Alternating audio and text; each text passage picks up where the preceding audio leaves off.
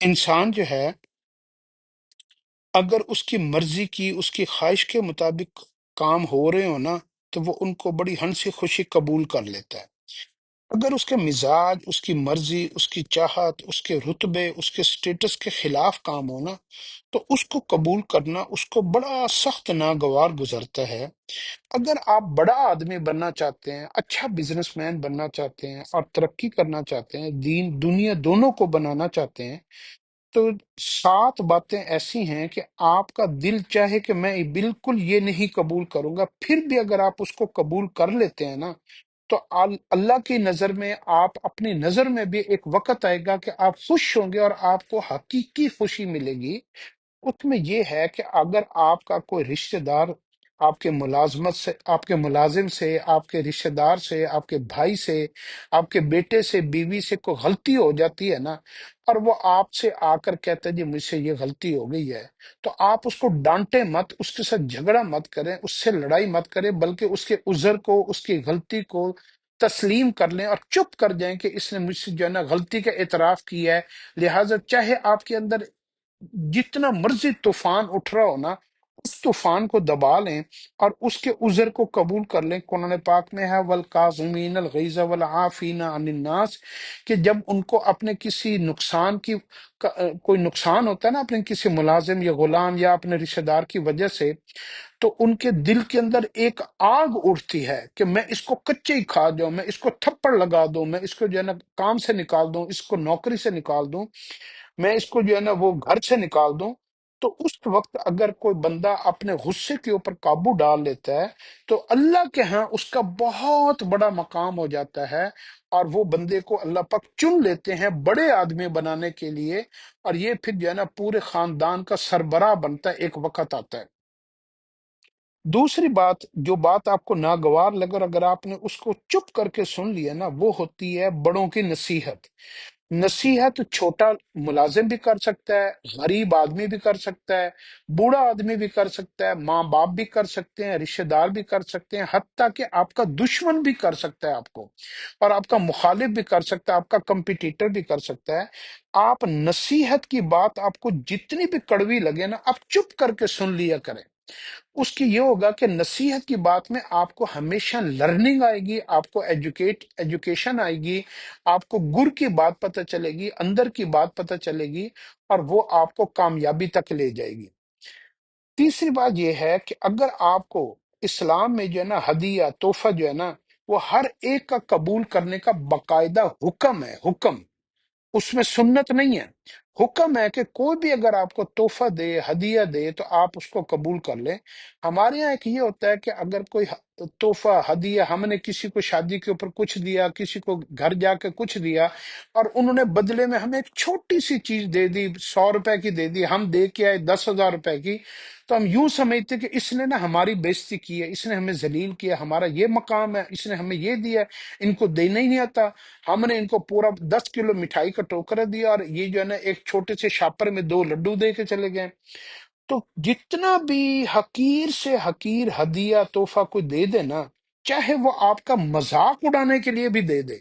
پھر بھی آپ اس کا ہدیہ قبول کر لیا کریں، اور اپنے چہرے کے تاثرات سے کبھی ظاہر نہ ہونے دیا کریں کہ آپ نے اس کی بات کو، اس کے ہدیے کو بڑا سخت ناپسند کیا ہے۔ تو اس سے بھی آپ کا مقام اللہ کے ہاں بہت اونچا ہو جائے گا، اور آپ مخلوق کی نظروں میں بڑے آدمی بن جائیں گے۔ ایک بات اور آپ اپنی زندگی میں اپنائیں، اب وہ یہ ہے کہ اگر آپ سے کبھی کوئی زندگی میں غلطی ہو جائے تو آپ اپنی غلطی کے اوپر کبھی اڑ نہ جائیں، اس کے اوپر سٹینڈ لینے کی کوشش نہ کریں کہ اپنی غلطی کو مانیں نہ، اور یوں سمجھیں کہ آپ سے تو غلطی ہو ہی نہیں سکتی۔ آپ چونکہ مالک ہو، آپ چونکہ بزنس کے آنر ہو، آپ گھر کے سربراہ ہو، آپ بہت پڑھے لکھے ہو، آپ بڑی عمر کے ہو، تو آپ جو ہے نا ہیڈ آف دی فیملی ہو، اس کے باوجود آپ کیا کریں، اپنی غلطی کو فوری طور پر تسلیم کر لیا کرو۔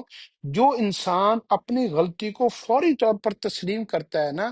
یہ دوسرے انسانوں میں جلدی گھل مل جاتا ہے، اور لوگ اس کے ساتھ کمفرٹ ہوتے ہیں، اور اللہ پاک بھی اس کو پسند فرماتے ہیں۔ یہ تکبر سے نکل جاتا ہے، غرور اور انا سے نکل جاتا ہے۔ تو جو بندہ اپنی غلطی، چاہے جتنے بھی بڑا وہ آدمی ہو، اگر اپنی غلطی کو مان لے گا تو اللہ رب العزت جو ہے نا اس کو ہمیشہ اس وقت جو ہے نا عزت دے گی جہاں پر لوگ اس کو ذلیل کرنے کی کوشش کریں گے۔ ایک بات اور آپ یاد رکھیے گا کہ اسلام نے نا ہمیں ایک تعلیم دی ہے کہ آپ کو کبھی کوئی بندہ دعوت دے نا کھانے پینے کی، تو آپ نے ہر حال میں اس کی دعوت کو قبول کرنا ہے۔ حتیٰ کہ اگر آپ نفلی روزوں کے ساتھ ہو نا، نفلی روزوں کے ساتھ، اور ایک آدمی آپ کو کچھ کھانے کے لیے ایک دفعہ پیش کرے، پھر دوسری دفعہ پیش کرے، پھر تیسری دفعہ پیش کرے، اور پھر جب چوتھی دفعہ پیش کریں تو آپ کو چاہیے کہ آپ اپنا نفلی روزہ توڑ دیں اور اس کی دعوت کو نا ٹھکرائیں مت۔ اس لیے کبھی کوئی غریب آدمی آپ کو دعوت دے دے، کوئی ریڈی والا دے دے، کوئی غریب رشتہ دار دے دے، کوئی آپ کے گھر میں کام کرنے والی ایک ملازمہ یا ملازم وہ آپ کو کہے جی کہ آپ ہمارے گھر پہ جانا، وہ ہمارے بچے کا کھانا ہے، ولیمہ ہے، شادی ہے، تو آپ ضرور کھانے پہ آئیے گا، تو آپ ہر ایک کی دعوت کو قبول کیا کریں۔ تھوڑا کھائیں، زیادہ کھائیں، وہ علیحدہ بات ہے، لیکن آپ اس کی دعوت کو کبھی ٹھکرایا نہ کریں۔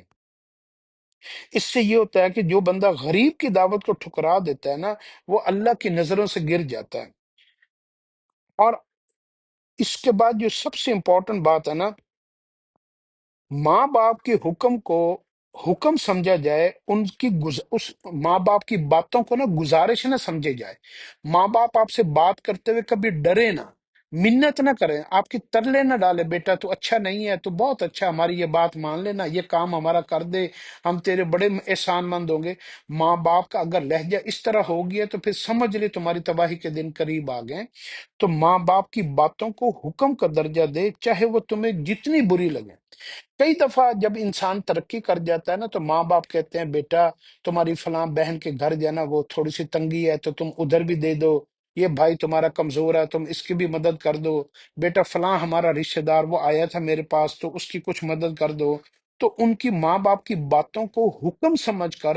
اس جگہ پر وہ سارے کام کرے جو جو ماں باپ اس کو کہہ رہے ہیں، بیٹا یہ کر دو، وہ کر دو، ادھر چلے جاؤ، ادھر چلے جاؤ، ہمیں وہاں چھوڑ آؤ، ہمیں ادھر لے آؤ۔ تو ماں باپ کی باتوں کو عزت بھی دے، اور اس کو جب حکم سمجھے گا تو وہ باپ کے حکم کو ماننا ایسا ہے جیسے اللہ کے حکم کو ماننا۔ تو اس لیے مرد کے اوپر یہ ہے کہ اگر مرد کے پاس نیکیاں نہیں ہیں نا، تو اگر اس کے پاس اس کے ماں باپ اس سے راضی ہیں تو اللہ رب العزت کا وعدہ ہے کہ میں اس کو بغیر حساب کتاب کی جنت میں بھیج دوں گا۔ باپ کی رضا اللہ کی رضا میں چھپی ہوئی ہے،